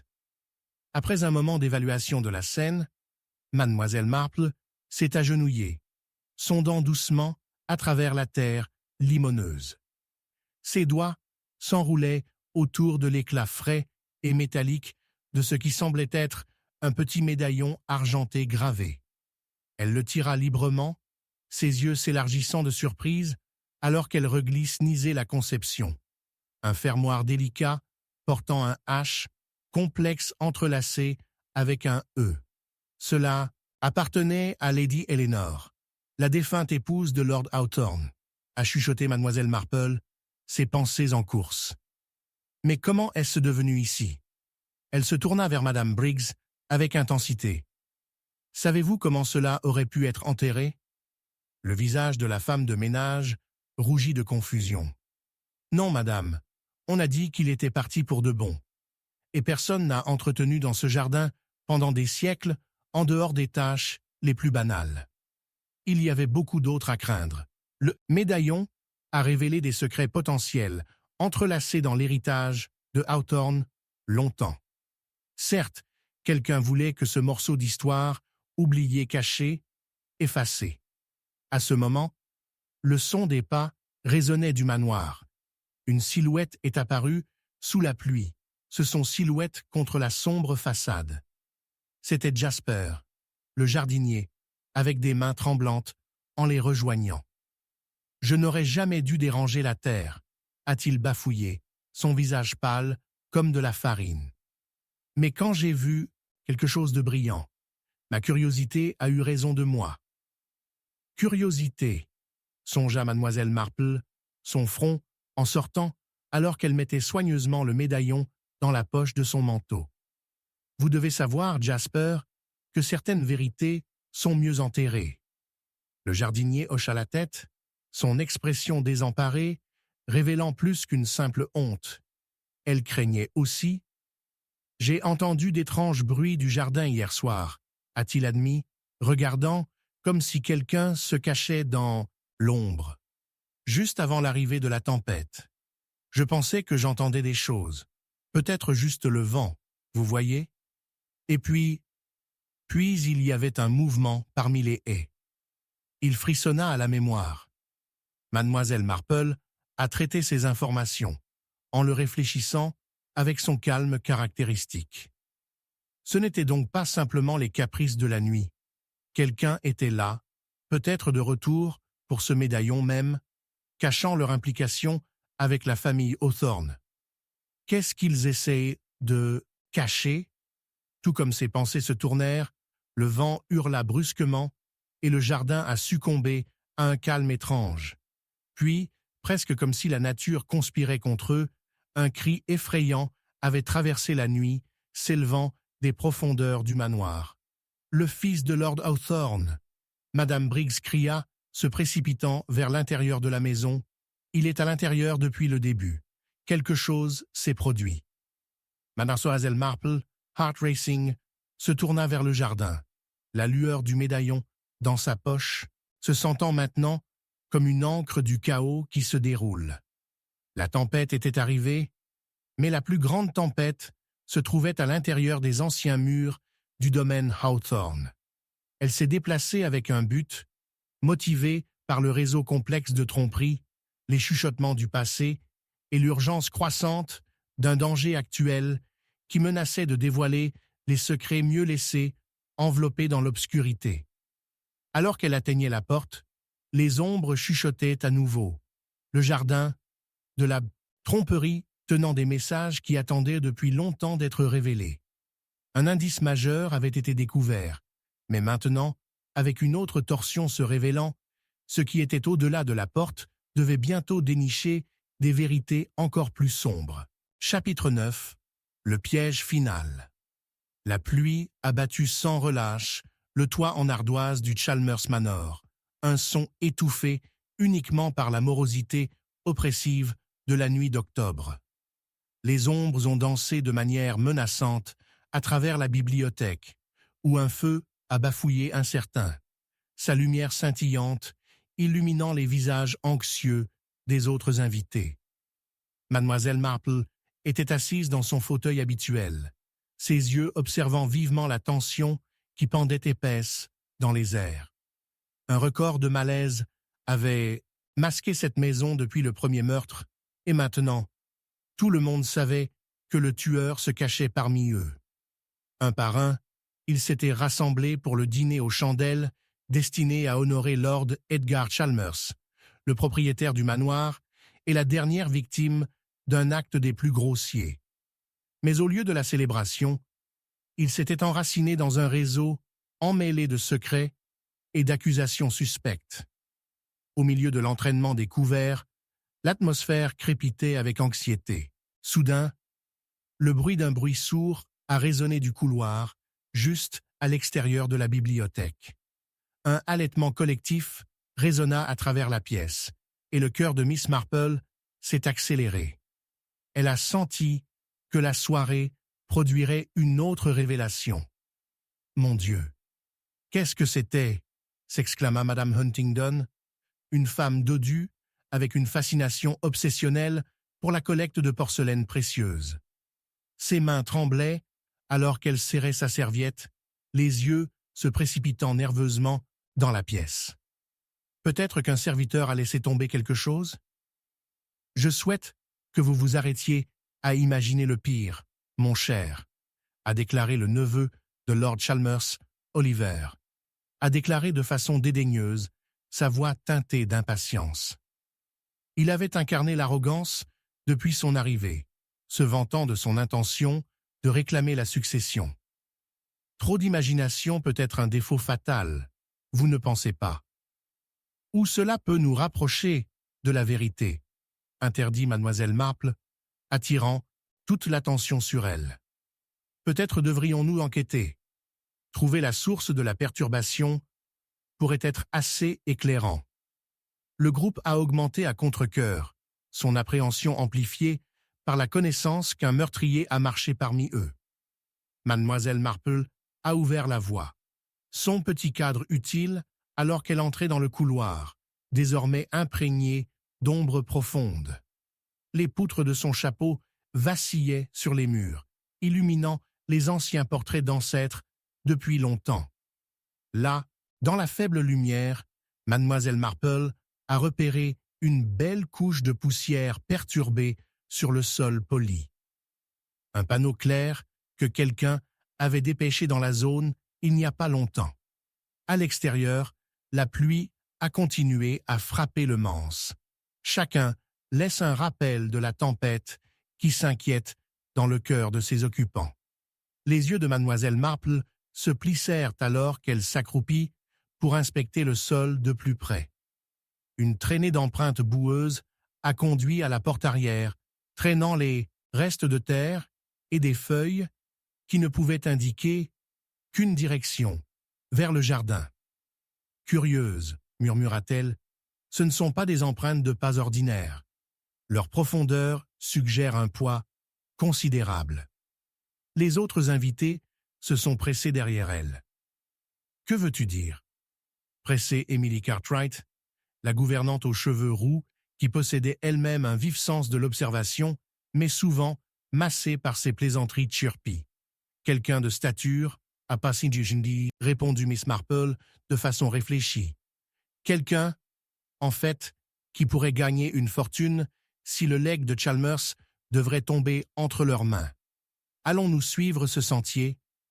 Les hochements sombres ont suivi, et ils se déplaçaient prudemment à travers l'herbe humide, leurs pas dirigés par le clair de lune qui ont réussi à percer les nuages sombres.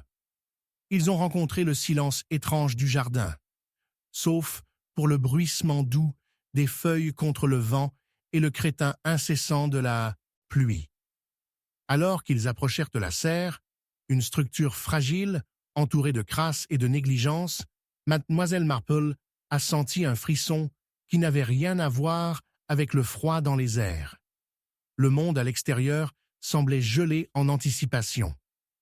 Mademoiselle Marple a poussé la porte à la serre ouverte avec un cri, révélant une émeute de verdure devenue sauvage, lourde d'humidité. Et puis elle l'a vu. Un éclair de rouge, près du dos, un frottis contre le verre verdoyant. Alors que les autres se rassemblaient, le cœur de mademoiselle Marple faisait la course. Allongée au milieu d'un lit de fougères était une petite écharpe cramoisie, appartenant incontestablement à Clarissa, la femme de chambre qui avait disparu quelques jours plus tôt. Mon Dieu! Madame Huntingdon a échappé, serrant ses perles. Cela pourrait-il être? C'est tellement désastreux. Nous devons retourner au manoir, a déclaré Oliver, tentant d'attraper le bras de mademoiselle Marple pour lui faire reculer. Sa voix manquait de conviction, et mademoiselle Marple le regarda froidement, évaluant sa réaction. Mais avant que quiconque ne puisse bouger, la fissure de tonnerre, ondulant dans les airs, suivie immédiatement par un crash plus fort derrière eux, le son du verre brisé. Ils se tournèrent, les visages pâles, lorsqu'une figure s'échappa du bord du jardin, masquée dans l'obscurité, des ailes de foudre illuminant leur cadre momentanément avant de les avaler dans l'ombre une fois de plus. « Arrêtez-vous! Revenez !» cria Émilie, course après la mystérieuse silhouette, mais ils avaient disparu dans la nuit. « C'est juste une ruse !» marmonna Oliver, les yeux se dressant, bien qu'il soit clair qu'il ressentait un tremblement de peur. « Revenons en sécurité. Nous sommes plus que exposés ici. »« Je pense que nous sommes plutôt en danger déjà, » a déclaré mademoiselle Marple, sa voix basse et stable alors qu'elle regardait à nouveau l'écharpe. « Cela peut être un dernier piège pour nous tous, établi par quelqu'un qui pense pouvoir manipuler la peur à son avantage. » Alors qu'ils commençaient à retracer leurs pas vers la porte, mademoiselle Marple s'est arrêtée brusquement, la réalisation se précipitant dans son esprit. Les pièces du puzzle ont cliqué ensemble, mais elles étaient tellement dispersées et chaotiques qu'elle pouvait à peine voir l'image. Mais elle savait, sans aucun doute, ils couraient contre le temps, et la vérité était cachée, sous la surface de leur peur. Ah, mais qui nous souhaiterait du mal? Miss Marple a chuchoté. Il est peut-être temps de les retirer. À ce moment-là, les lumières du manoir Chalmers clignotaient de façon inquiétante, puis tremblaient, plongeant le jardin dans l'obscurité presque complète, faisant écho au rythme cardiaque effréné de ceux à l'intérieur. Et alors que Miss Marple prit une profonde inspiration, elle sentit une course fraîche dans sa colonne vertébrale. Ils avaient joué directement dans le kill, le jeu d'air, et maintenant, le piège final avait été surgi. Chapitre 10. Le dévoilement des mensonges. La pluie est tombée dans des torrents implacables, trempant le toit en bardeaux du manoir et dégoulinant sur le chemin pavé en dessous. La tristesse du crépuscule projette de longues ombres qui s'étendaient comme des doigts à travers les roses humides du jardin, leur couleur en maléniture par l'étreinte aquatique de la nuit. Au cœur de la tempête, mademoiselle Marple est restée imperturbée, ses yeux bleus passionnés observant la scène depuis la sécurité du salon, une pièce imprégnée de l'odeur de vieux livres et de papier de moisi. Alors que le tonnerre cressait au-dessus de la tête, un coup soudain et inquiétant résonnait à travers les couloirs hantés. Maintenant, qui pourrait-il être dans une nuit aussi terrible? Miss Marple marmonna, s'élevant délicatement de son fauteuil. Drapée dans un cardigan confortable, elle se balança vers la porte, réfléchissant au courant continu de visiteurs particuliers qui avaient tourmenté le village depuis la mort prématurée de M. Reginald Thorne. Sa disparition avait déclenché une série de rebondissements de découvertes, tous liés aux habitants du majestueuse Hillcrest Manor, où l'intrigue se préparait comme le thé qui avait longtemps fait du froid sur sa table. En ouvrant la porte, mademoiselle Marple a été accueillie par la forme débraillée de Lucy Caldwell, la jeune femme de chambre avec des cheveux mouillés et des yeux effrayés. « Oh, mademoiselle Marple, je ne savais pas vers qui plus vous tourner. » Halta Lucy, sa voix tremblant, comme les feuilles tremblantes, s'accrochant aux branches à l'extérieur. « C'est Monsieur Thorne. Il... Il était juste là. Ici, Miss Marple a répété, son cœur se réchauffant, bien qu'elle ait maintenu son extérieur calme. Que voulez-vous dire, mon cher? Monsieur Thorne est mort. Je veux dire son fantôme, je pense, balbutia Lucie. Je l'ai vu par le vieux chêne dans le jardin, juste après le début de la tempête. Il ressemblait à lui auparavant, regardant dans l'obscurité. Il semblait si triste, Miss Marple, tellement perdu. Les pensées de mademoiselle Marple se sont précipitées aux détails de l'affaire. La mort de Reginald Thorne avait terminé le manoir dans un réseau de tromperies, avec des chuchotements d'amants, des engagements brisés et des rivalités familiales. La liste des suspects possibles n'avait plus tordonné que depuis qu'elle a commencé son enquête. « Et vous croyez que c'était son esprit, alors ?» demanda-t-elle, se déplaçant pour fermer la porte derrière Lucie, qui était entrée dans la chaleur du salon. « Non, pas vraiment. Je pense, » hésita Lucie, se tortillant les mains. « Je pense que quelqu'un me joue des tours. C'était trop réel, trop délibéré. » Sa voix vacilla, jetant un doute sur sa certitude. « Et j'ai entendu des voix, les voix de Man. Ils étaient en colère, ils criaient. » À cela, l'intérêt de mademoiselle Marple a stimulé davantage. « Criant? À quoi, mon cher ?» Elle pressa doucement. La femme de chambre jeta un coup d'œil comme si les ombres elles-mêmes écoutaient. « À propos de l'argent et du domaine. Je ne pouvais pas tout faire, mais je sais que M. Thorne avait des secrets. Il y avait aussi une lettre. Je nettoyais l'étude et je l'ai vue. Je pense que cela pourrait être important. »« Avez-vous vu qui l'a pris ?» Miss Marple a demandé, son esprit court avec des possibilités. Lucie se mordit la lèvre. « Je ne dirai pas à haute voix, mademoiselle Marple, mais j'ai vu M. Edgar. Il pourrait être attaché à la lettre. Je sais qu'il était dans et sorti le jour des funérailles. » Le cœur de mademoiselle Marple a coulé. Edgar Burnham, le seul héritier reconnu de Thorne, avait toutes les raisons de cacher des vérités sombres. En fait, son mécontentement sur le testament de son oncle avait fait surface lors de leur discussion précédente. « Merci, Lucie. Vous nous avez peut-être donné un élément crucial de cette affaire déroutante. » À l'extérieur, la foudre a divisé par intermittence le ciel, illuminant la figure d'une femme à travers la fenêtre alors qu'elle s'échappait dans le chemin du manoir. C'était mademoiselle Julia Gardiner, Feu, la fiancée présumée de M. Thorne, qui avait été présente auparavant et semblait porter elle-même le poids des secrets. « Mademoiselle Marple !» Julia appela, se précipitant à l'intérieur, trempée mais magnifique dans sa résilience. « Il y a eu un accident. L'une des écuries s'est apaisée. Nous devons y attendre. Ou appeler quelqu'un. » Sa panique semblait authentique. « Un accident ?» Miss Marple a sonné, essayant de maintenir un calme parfait à mesure que la tension s'intensifiait. Les yeux de Julia se sont éloignés nerveusement, ne manquant que la femme de chambre, en détresse, installée dans le coin. En effet, mais que se passe-t-il si c'est délibéré? Lucie a sonné, sa voix teintée d'une réalisation troublante. Nous devons découvrir ce qui s'est passé alors. Restez ici.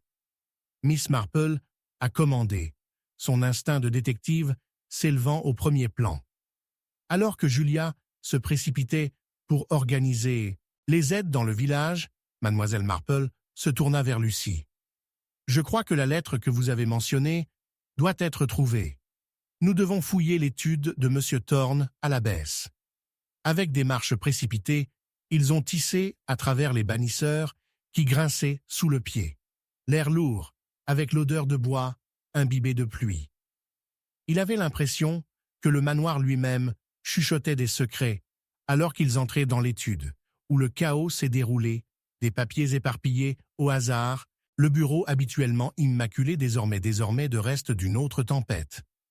Mademoiselle Marple à scanner la pièce, ses yeux passionnés se concentrant dans un coin sombre.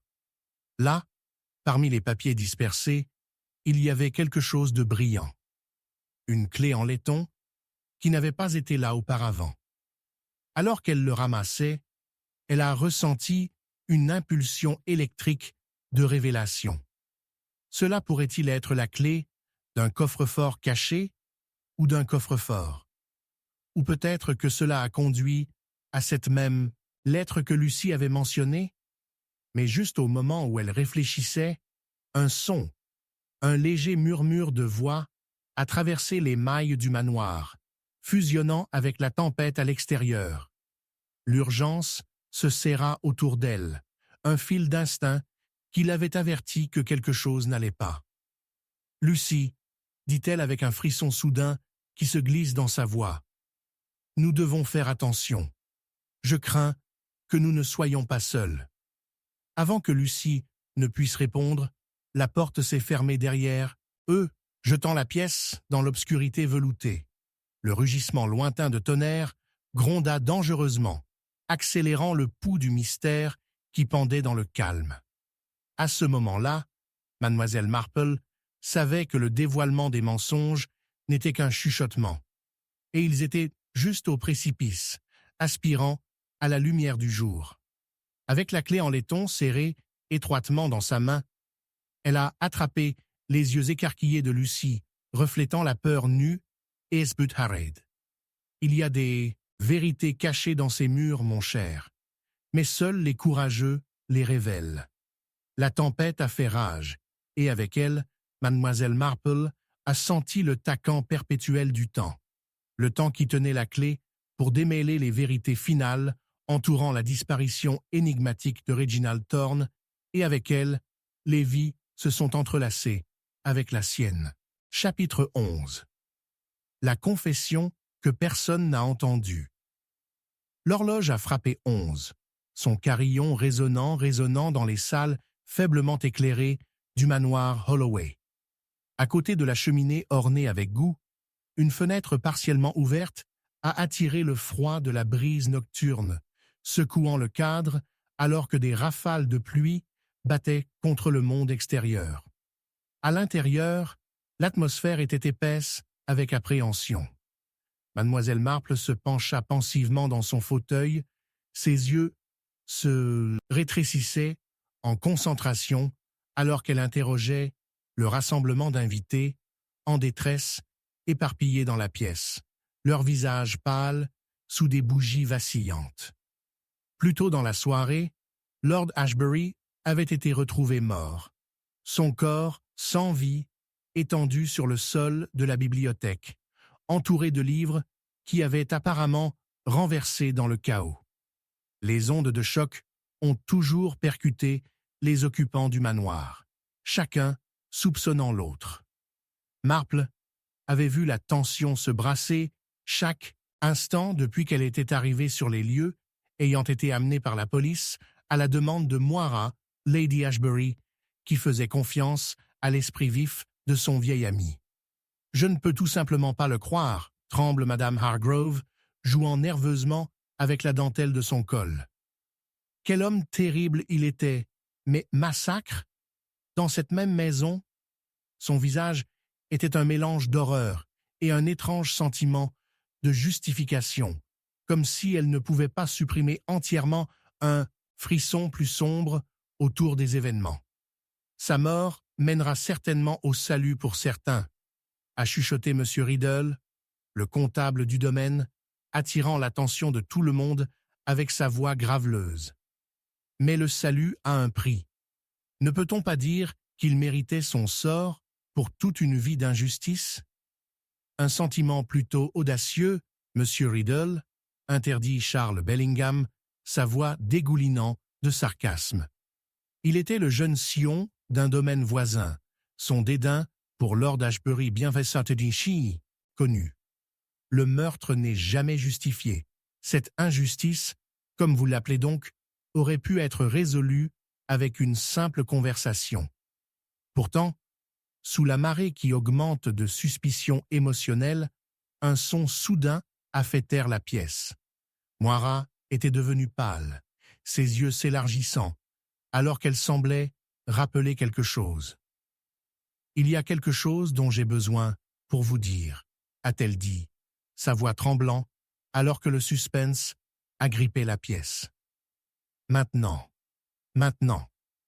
Rien. De bon ne vient jamais des confessions. Mademoiselle Marple a doucement réprimandé son amie d'un ton qui équilibrait la chaleur maternelle avec l'acuité acérée du rasoir. L'expression de Moira semblait bâiller entre le soulagement et la terreur. « Lord Ashbury a reçu une lettre aujourd'hui », commença Moira, sa main tremblant en parlant. « Il lui a été adressé personnellement et scellé dans une enveloppe avec de la cire bardée. Je pensais qu'il venait de recevoir une autre missive ennuyeuse de ses partenaires commerciaux, mais... » Sa voix vacilla, son esprit trébuchant sur la mémoire meurtrie.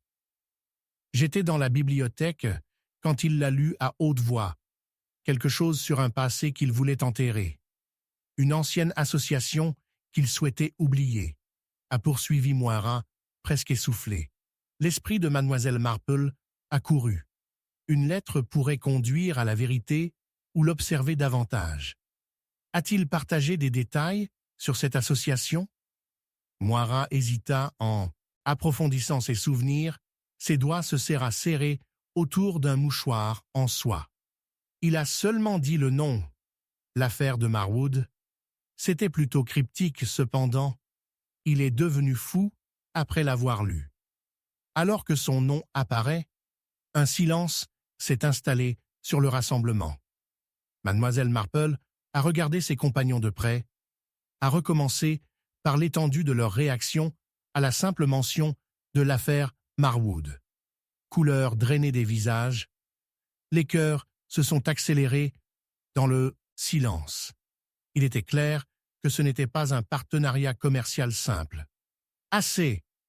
Charles cracha, alors que la frustration s'évasait dans son comportement normalement composé. « Que savons-nous à ce sujet? Nous sommes debout inactifs pendant qu'un meurtrier erre librement parmi nous. Pourtant, pourrions-nous ne pas soupçonner qu'il pourrait y avoir des secrets persistants dans le passé? M. Riddle a soudainement fait ses portes, ses yeux se dressant, incertain alors qu'il abordait le sujet. Les héritages enchevêtrés. J'ai toujours pensé que Lord Ashbury cachait quelque chose lié au domaine Marwood lui-même. Cela le troublait énormément, bien que je ne sache pas pourquoi. Avec une forte déduction, mademoiselle Marple se pencha en avant, les sourcils arqués. Et peut-être que cela troublait quelqu'un d'autre, juste assez pour éteindre sa vie, a-t-elle suggéré, scrutant ses visages agités. Puis elle s'est placée dans le noyau du cercle, son regard pénétrant à son tour chaque personnage. Nous avons chacun nos ombres, nous sommes tous illuminés par les mêmes bougies vacillantes, jetant des formes troubles dans cette pièce. Dites-moi, vous rappelez-vous qui a connu des affaires d'Ashbury avec Marwood Best? Le silence était épais, lourd comme les rideaux tirés contre la tempête à l'extérieur. Moira était des phalanges pâles et blanches, suffoquant son mouchoir. Les lèvres de Madame Hargrove se pressaient bien dans une ligne serrée, et les rides de M. Riddle se sont approfondies avec une contemplation réticente. Mais avant que quiconque ne puisse répondre, un coup de foudre a allumé la pièce, suivi d'un coup de tonnerre assourdissant qui semblait secouer le fondement même de Holloway Manor. « Quelqu'un d'autre pourrait savoir », murmura Lady Ashbury, presque inaudible, mais tirant brusquement à l'attention de Marple. Elle semblait presque vaincue, comme si elle avoue un péché clandestin plutôt qu'une simple observation. « J'ai découvert un nom parmi les affaires de Lord Ashbury, un nom que j'avais trop peur de mentionner en compagnie. » « Quel nom ?» Mademoiselle Marple a sondé, l'instinct s'affuchant alors qu'elle se penchait en avant.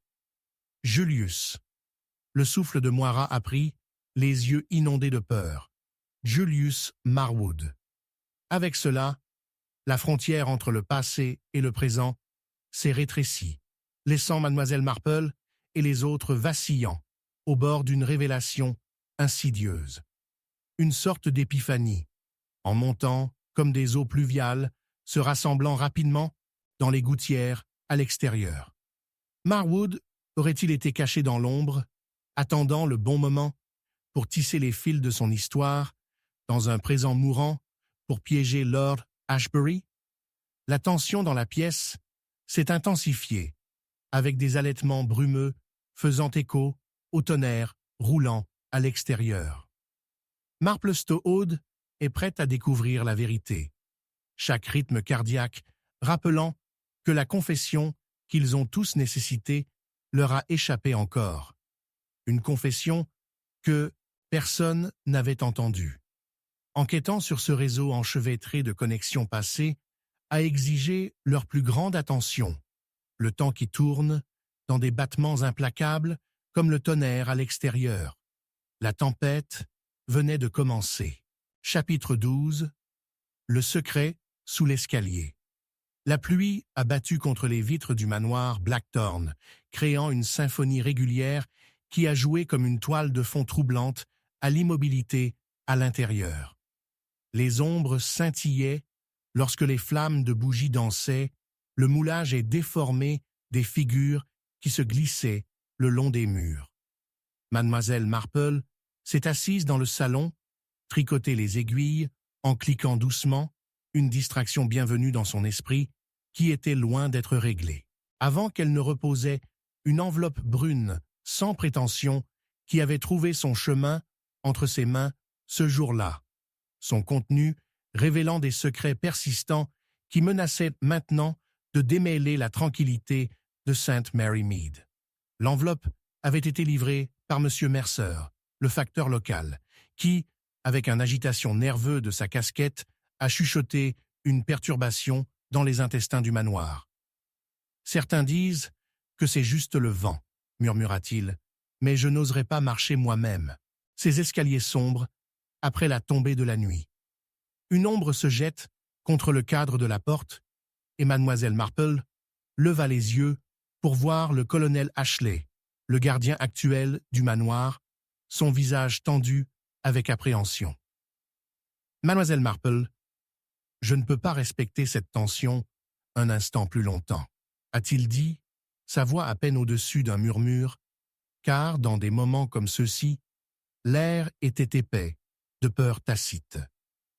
Au cours des dernières nuits, je jure que j'ai entendu quelque chose. Sous l'escalier, un étrange bruit peut-être. Je crois que c'est un mystère qui mérite d'être étudié. La curiosité de mademoiselle Marple a piqué, tricoté les aiguilles inactifs à la main. « Oh, comme c'est intriguant! Vous devez ouvrir la voie, colonel. » Elle se leva, l'enveloppe brune gardée soigneusement dans sa poche robe. La perspective de découvrir la vérité sous l'escalier a été beaucoup plus captivante que n'importe quel modèle de tricot. Ils se sont aventurés dans le couloir sombre. La seule lumière une lampe à gaz, vacillante, qui jette des formes étranges à travers les murs. L'escalier se profile devant eux, raide et inquiétant, ses marches de chêne, polies à un éclat sombre avec l'âge. Chaque grincement résonnait comme des chuchotements du passé, les exhortant à écouter de plus près. Mademoiselle Marple s'arrêta à la base, son instinct vif, alerte, alors qu'elle discernait un faible son de mélange résonnant par le bas, comme un soupir incurvé et retraite. « L'entendez-vous » demanda-t-elle, sa voix à peine au-dessus d'un murmure. Le colonel Ashley hocha la tête, un tremblement de doute secouant son comportement sévère. « Ça a été persistant récemment. Je pensais que c'était peut-être un rat. Maintenant, je crains que ce soit autre chose. » Avec appréhension, ils ont commencé leur descente. L'air est devenu sensiblement plus frais, alors qu'ils atteignirent le fond, l'obscurité les enveloppant. Les murs étaient humides et l'odeur de moisissure pendait beaucoup. Ici, dans cet espace, oublié sous l'escalier, la curiosité se mêlait à un sentiment de terreur troublant. Mademoiselle Marple a étudié leur environnement, ses yeux discernant chaque ombre. « Regardez !» s'exclama-t-elle, pointant un créneau dans le mur de pierre. Un enchevêtrement de racines s'était percuté, et dans la basse lumière, il ressemblait à une main noueuse serrant quelque chose. Se penchant, son cœur battait la course, alors qu'elle découvrait une petite boîte doublée de velours, à moitié froissée, iédée dans la poussière. « Par tout ce qui est saint », a déclaré le colonel Ashley dans son souffle, se rapprochant alors qu'il plissa les yeux. « Qu'est-ce que c'est ?»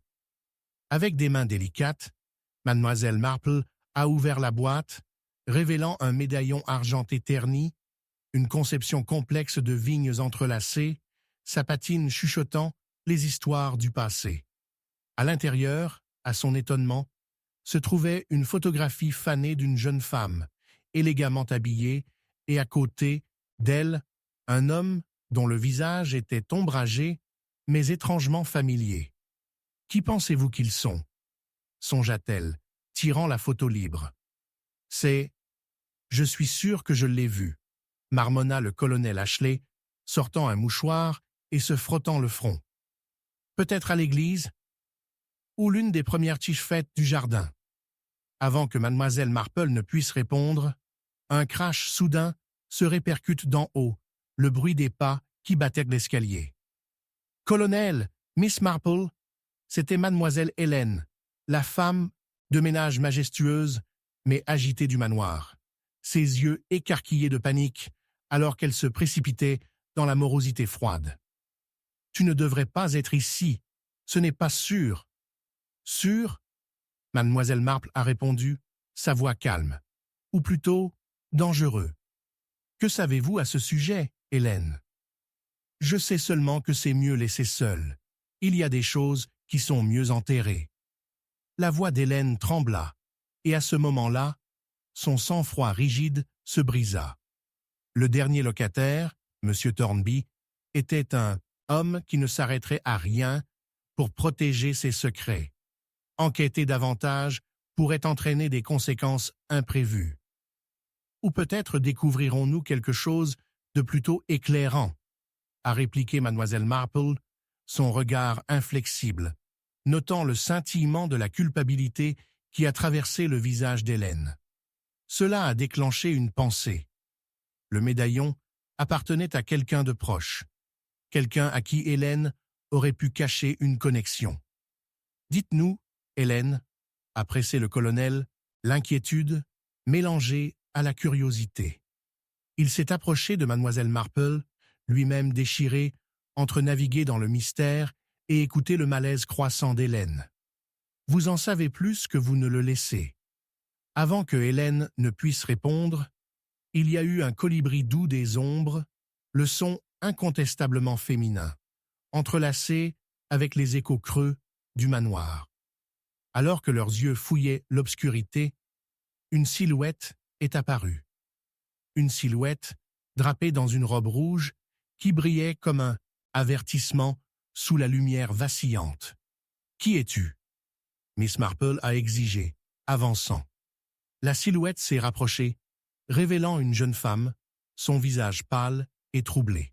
« Je suis venue le trouver avant vous », a-t-elle dit à bout de souffle, son expression un mélange d'angoisse et de détermination. « Le médaillon. Ma mère l'a caché. C'est plus important que vous ne le savez. » Avant que les mots ne puissent s'installer, la porte au sommet des escaliers se cachait, résonnant profondément dans le cœur du manoir, ne laissant que le bruit des fortes pluies et le cœur de course de ceux ci-dessous. Un moment suspendu, s'accrochant étroitement à l'air comme un fil d'araignée, envie de résolution, tandis que les yeux de la femme s'élargissaient en réalisation. Avec des respirations surpris, les trois se tenaient gelés, le poids des vérités non dites remplissant le vide. Le cœur de mademoiselle Marple s'est accéléré. Elle n'avait pas encore démêlé les voiles de tromperie qui ont assombri les secrets du manoir. ce qui se trouvait sous l'escalier, a promis d'ouvrir la porte à un mystère plus profond qu'il ne pouvait l'imaginer. Et elle était déterminée à la dévoiler avant la fermeture de la nuit. Mais alors, qu'elle se tourna vers la femme pour obtenir des réponses, les lumières scintillaient de façon inquiétante au-dessus, les plongeant dans l'obscurité, laissant Mademoiselle Marple sur le précipice de la révélation.